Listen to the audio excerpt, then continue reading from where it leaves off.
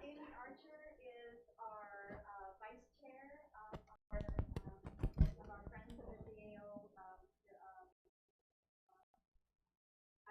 and does an awful lot of work over getting this place to be a vibrant working spot. We're working very hard to get more tourism and daytime tours and cruise tours and all kinds of things, as well as our iconic Saturday night star parties. Amy has for the past for about 2 or 3 years.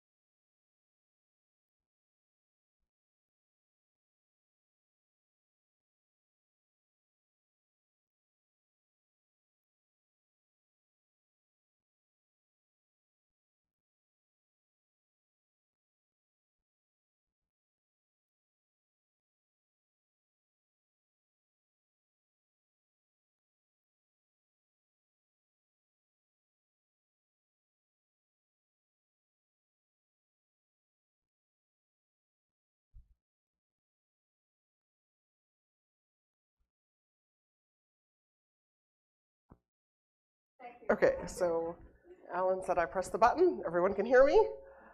Hi.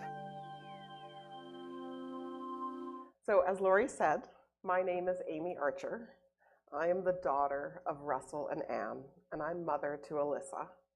And I'm auntie to 3 pretty amazing young ladies. I am a first-generation Canadian. My parents come from Trinidad and Tobago in the West Indies. And as Laurie said, I am very fortunate to also be the vice chair of this organization. So I get to hang out here a lot, it's a pretty cool place to hang out if you haven't been up before. I thank you guys for coming up for just that reason alone. So I am so pleased to be able to be presenting to you this evening from the beautiful land of the Saanich Nations, where I am so fortunate to get to play. I've been doing some learning on my own and have learned that the Tsimshian word for February is Ninana, another beautiful word from this language. So the theme for 2025 Black History Month is Black Legacy and Leadership, celebrating Canadian history and uplifting future generations. This theme acknowledges the diversity of Black Canadians, the importance of Black leadership, and the legacy being built for future generations. Black communities are diverse at many levels. Those with a long history in this country have established a legacy for the newer communities. The theme underscores that Black Canadians have a rightful place in the nation's narrative, with over 400 years of historical presence on these Indigenous lands, deserving acknowledgement and celebration.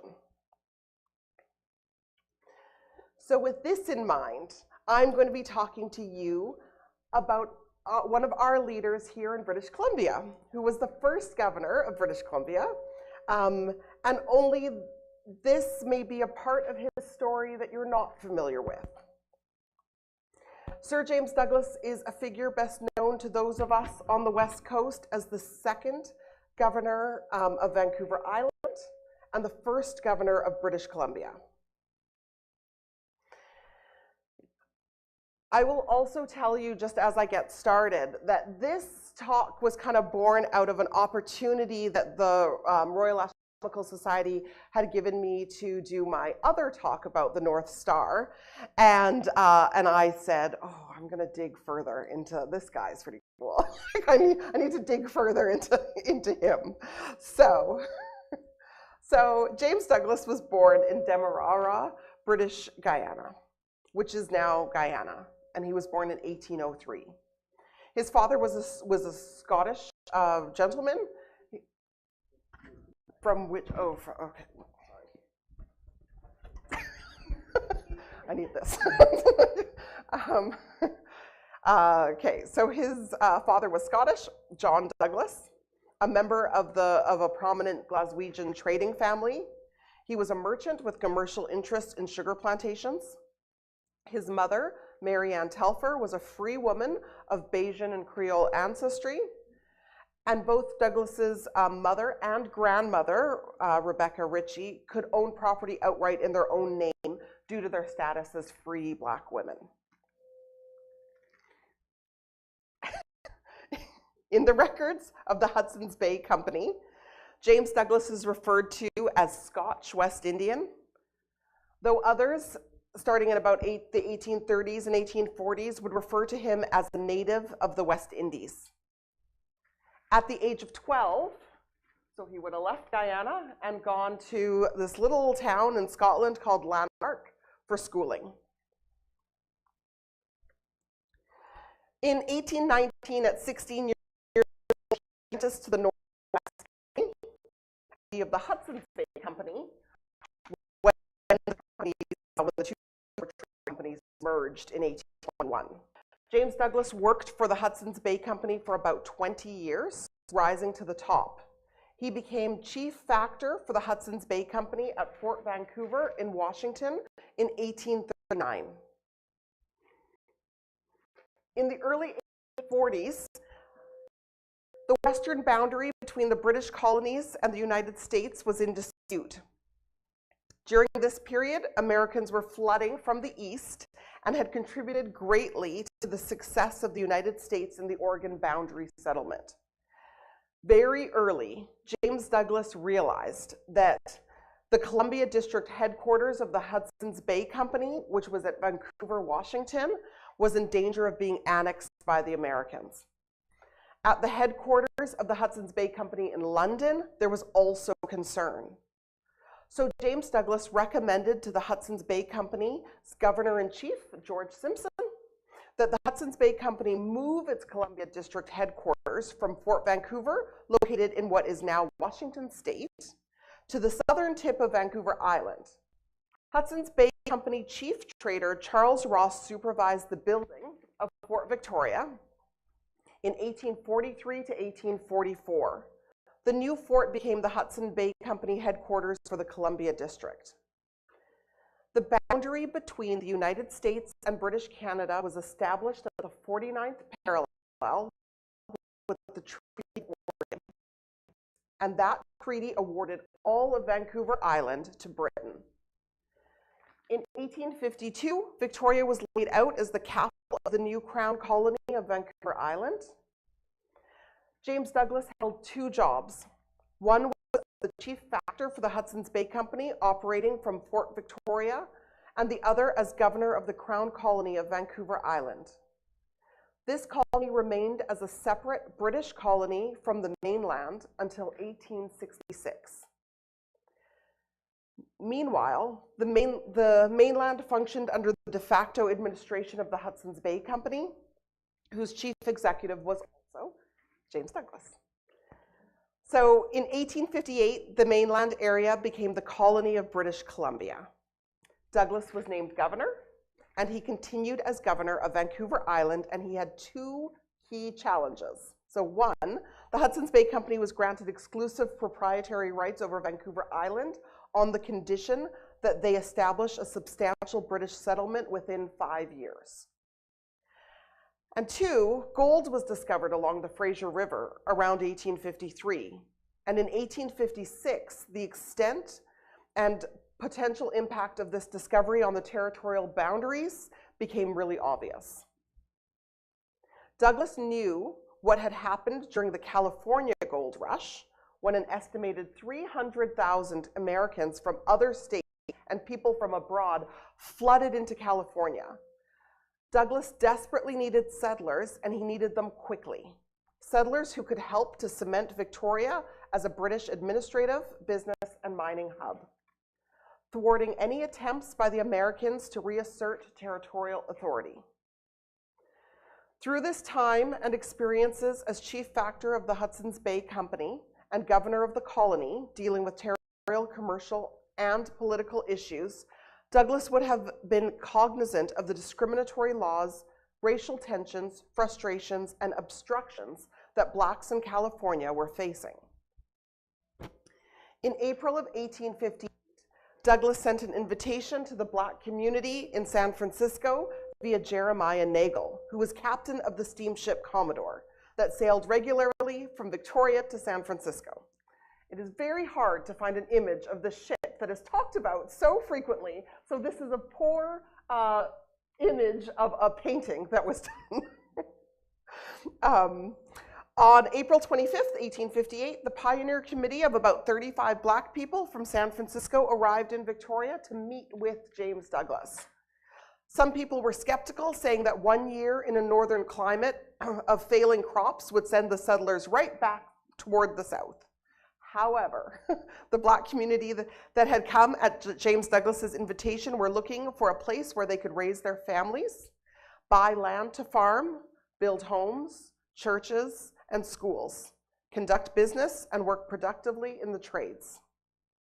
In 1858, the arrival of 600 to 800 Black pioneers from San Francisco helped cement Victoria as British territory, bringing people like Mifflin Gibbs, Sylvia Stark, and Charles and Nancy Alexander, who there's places all around Victoria that the pioneers are needed.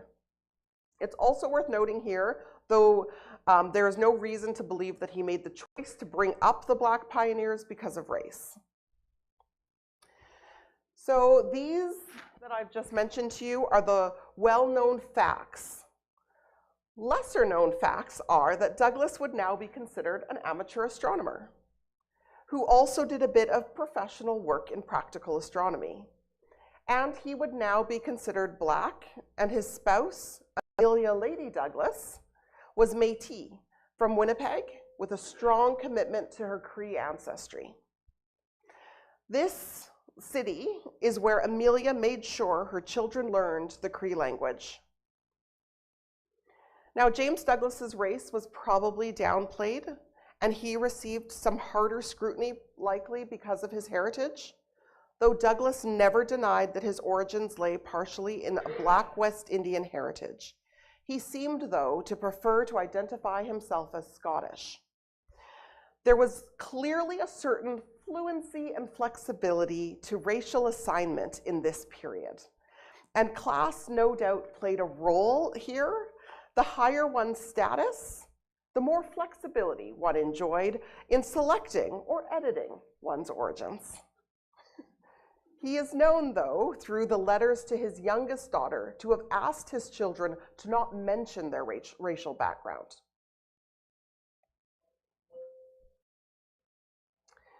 So James Bay House, which is the home of Lady and Sir James Douglas, sits where the Royal BC Museum is now located. If you've ever been to Helmicke House, that was the home for Sir James Douglas's daughter, who was married to Dr. Helmicke. And on the corner of Government and Superior stands a home still that was built for another of Sir James Douglas's daughters.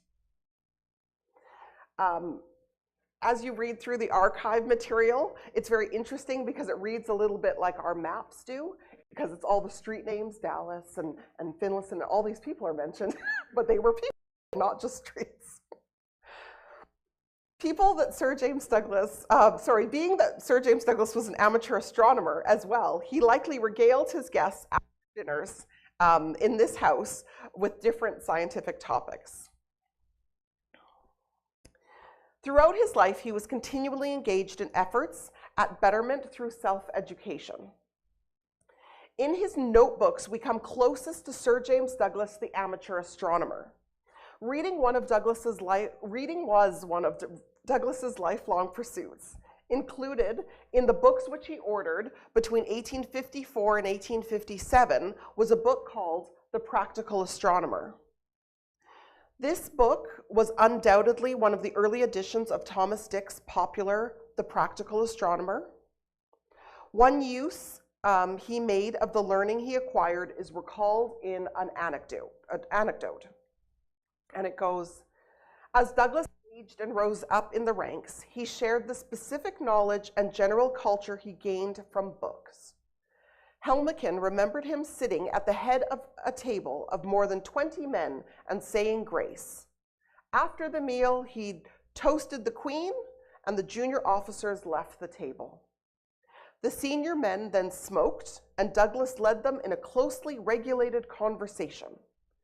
I was informed that no frivolous conversation was ever allowed at table, recalled Douglas's son-in-law, but that Mr. Douglas, as a rule, came primed with some intellectual or scientific subject, and thus he educated his clerks. So you had to go like studied up for his dinner parties, I think, So it's a fair assumption that astronomy was of the intellectual or scientific subject matter of Douglas's after-dinner fur trade seminars. After his retirement, Queen Victoria knighted James Douglas in 1863 for his invaluable service to the Crown. And after his knighthood in 1863, Sir James Douglas undertook a grand tour of Europe through 1864 to 1865. While he was in England, he attended meetings of the British Association for the Advancement of Science, remarking that no one can be more sensible than I am of the benefits to be derived from the extension of science. I have found in the list here, I've underlined it in red, I have found a James Douglas in the member list of the 34th meeting of the British Association for the Advancement of Science. This just might be our James Douglas. I have also learned through research, James Douglas is a very popular Scottish name, and there's a lot of them. And through the joy of the archives and the internet, I was actually able to find the whole program that he would have received when he attended this conference. So it's pretty cool. So his notebooks included writing on the Leonids meteor shower of 1837. So this, as Laurie had mentioned before, I've spoken about the Leonids. I think it's a very cool meteor shower that occurs in November. But anyway, he also had some notes on it. He also had multiple drawings about the planets' positions. Sir James Douglas rarely noted any of his source material. So I don't think he was sitting, in the inner harbor with a telescope charting. But whatever his reading was, we don't know exactly what he was getting it from. So there's an example of a clipping here. And this is just in his notebooks. He had a lot of clippings from newspaper articles and such. And this one is about meteorites. And then on the other side, in his own hand, is meteorological observations, which is actually showing rainfall amounts between 1814 and 1837. So this is also Sir James Douglas's drawing, and this is a drawing of the solar system as it appeared at that time. So here are a couple professional images from that time as well. So his image is pretty close. So at this time, there were 12 official planets around the time that he would have been doing his drawings. So we had Vulcan, Mercury, Venus, Earth, Mars, Vesta, Juno, Ceres, Pallas, Jupiter, Saturn, and Uranus. So, looks like Pluto was not the first planet to be demoted. Now, Vulcan was never really there, though astronomers reported seeing it. They think it might have just been sunspots that they were seeing. It was thought to be there due to the wobble of Mercury's orbit. So it would explain why there was a wobble if there was another planet. So they kind of, I don't know, David, if this would be, but they kind of manufactured a planet to explain a scientific theory. So the other thing in James Douglas's notebook here is his drawing on this side of Earth's yearly course around the sun. And then here on the bottom right is an example of how we might depict this drawing today. This drawing is pretty good. And then also in his notes, we have a table giving the numerical data on the planets then known all the way out to Uranus, and including the first 4 asteroids, of course, right? Ceres, Pallas, Juno, and Vesta. So Douglas's planetary notes here predate 1845 to 1846, and we know that because the 5th asteroid, Astrea, was discovered then. As well, Neptune is not in his notes. So we know that's how we can kind of date about when this was happening.